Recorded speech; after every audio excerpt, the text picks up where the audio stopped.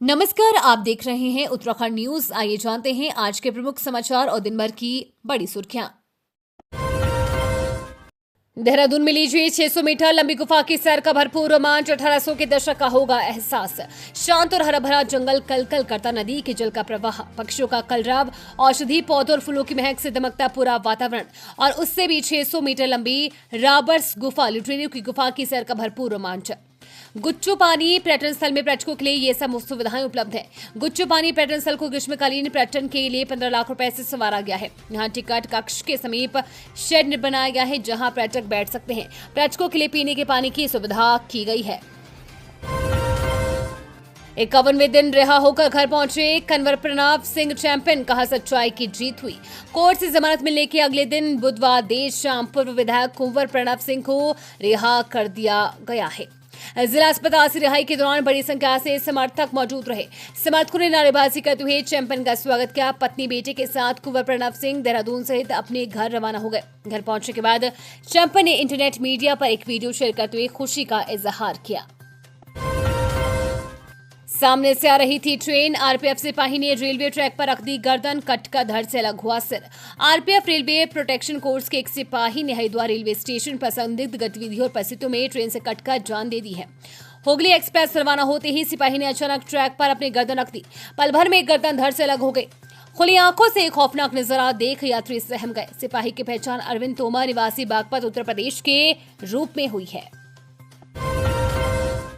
चारधाम यात्रा के लिए आज से शुरू होगा ऑनलाइन रजिस्ट्रेशन। इन बातों का जरूर रखें ध्यान।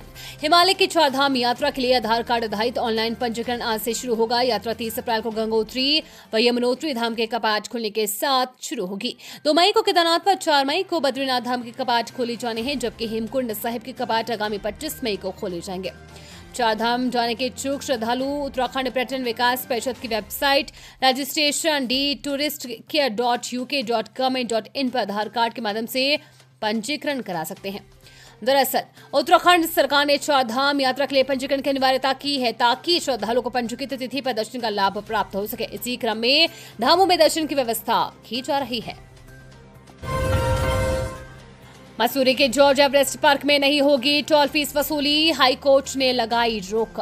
उत्तराखंड उच्च न्यायालय ने पहाड़ों की रानी मसूरी के प्रसिद्ध जॉर्ज एवरेस्ट एडवेंचर पार्क को कथित रूप से बाहर की कंपनी को लीज पर देने के मामले में सुनवाई करते हुए फिलहाल यहां टोल उगाही पर रोक लगा दी है।